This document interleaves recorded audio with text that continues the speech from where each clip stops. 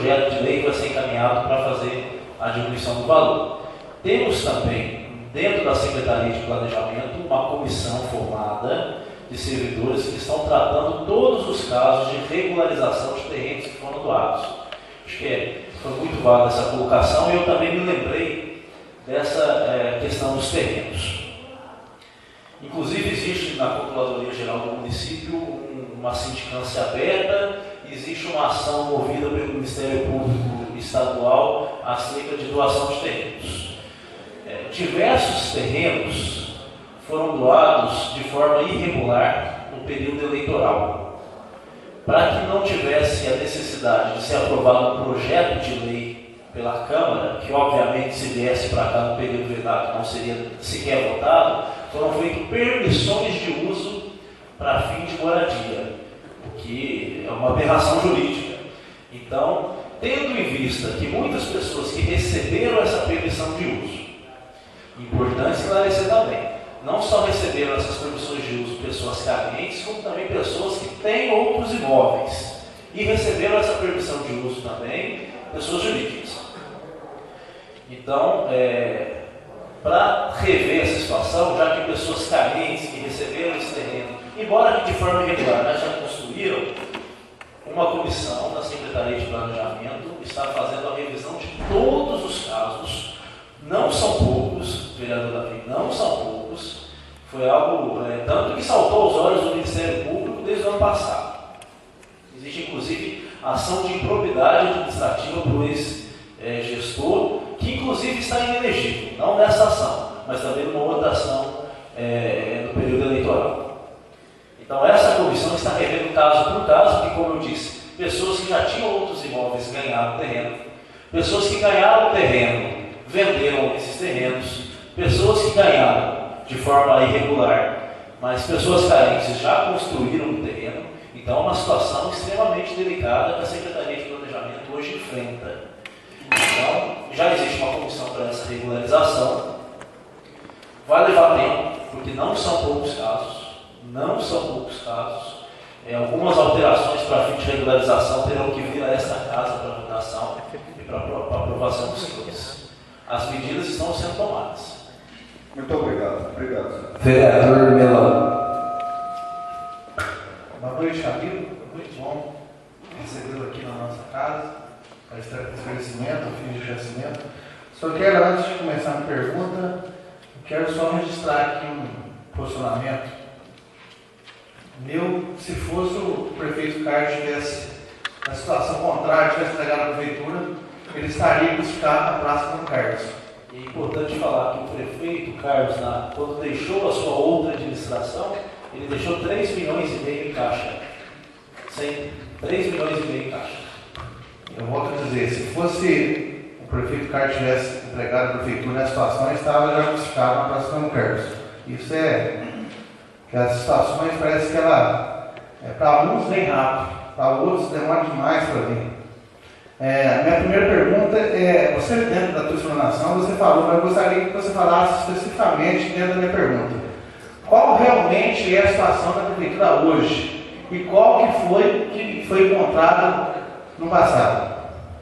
O município hoje ele vive essa situação de crise com um comprometimento financeiro para o ano que vem de 8 milhões.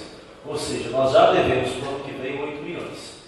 É claro que medidas vão ser tomadas a fim de, por exemplo, diminuir algumas despesas que já estão empenhadas, ou seja, não foram liquidadas, nós ainda não utilizamos o serviço. Então tem serviços que foram empenhados, mas ainda não foram prestados, alguns de extrema necessidade. Então nós vamos diminuir isso, mas hoje o município já deve 8 milhões, com comprometimento de folha exorbitante. A situação é caótica, vereador. Uma outra pergunta, Camilo, doutor Camilo, secretário de governo do nosso prefeito. Você sabe a quantidade de cargos de comissão que existiam no passado? Atualmente nós sabemos que é 48 cargos que você mencionou na tribuna. Mas no passado, você sabe quanto que tinha? Você tem essa resposta? Olha, Eu não tenho o dado final, do final da administração passada, mas passaram de 100 cargos. E seguindo ainda As essa... coordenações passaram de 100 cargos. 100 cargos. Tranquilamente. Realmente mais que o dobro que você mencionou ali. E a minha pergunta ainda em cima dessa sua resposta, qual então que é o gargalo dessa administração? Aonde está realmente o gargalo? Até porque você mencionou mais de 100 cargos no passado, nós temos 48 com a folha já estourada, os percentual. Na verdade, nós já começamos devendo. Começamos devendo a folha de mês de dezembro, começamos devendo INSS, começamos devendo os restos a pagar, começamos tendo que solucionar problemas de bem cancelado. Então, a administração já começou deficitária, né? E isso, principalmente, é responsável pela situação que a gente vive hoje. Dentro da administração, nós temos diversas despesas que não podem ser, de modo algum, modificadas. Nós não podemos, por exemplo, diminuir hoje o que é gasto com a saúde. Até porque a saúde é uma questão delicada e é um direito da população. Nós não podemos gastar menos do que o percentual que é estabelecido para a educação, que são os 25%. E além de tudo isso, nós temos um comprometimento de gasto de folha enorme. Então, principalmente, o gasto com a folha, e isso porque nós pagamos a folha de dezembro no mês de janeiro, levou a toda essa problemática. Como técnico, eu sei que você tem alguma sugestão que essa casa pode fazer para então ajudar a administração atual, para poder, até porque, pelo que estou vendo, nós vamos só pagar a conta do passado desse primeiro ano. Eu acho que o Machado vai começar a crescer ano que vem, pelo tudo que se indica. Com exceção dos recursos que o prefeito tem buscado e tem conseguido, de obras que são importantes, com essas exceções, as dificuldades para a realização de grandes obras, de grandes investimentos é pequena, com as exceções dos recursos que o prefeito tem conseguido.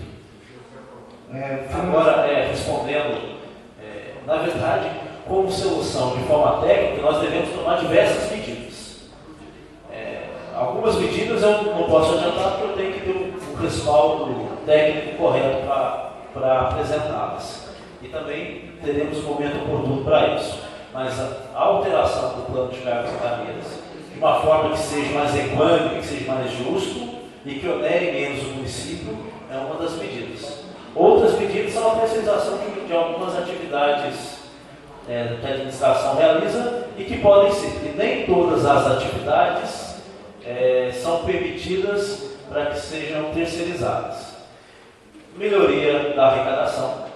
Daí entra a questão do geoprocessamento, da fiscalização eficiente. Hoje nós temos um quadro de fiscais muito pequenos e que estão distribuídos. Nós já estamos reunindo novamente esse grupo de fiscais, que estavam ocupando outros cargos, fazendo outras funções, para que realmente exerçam essa função que é importantíssima para o município. A regularização dos imóveis doados também, que vai gerar receita a partir do momento que o terreno vira uma construção. Então são diversas medidas que, tomadas de forma correta, com a cautela necessária e com o respaldo legal necessário, vão conseguir dar conta de resolver pelo menos em parte o problema.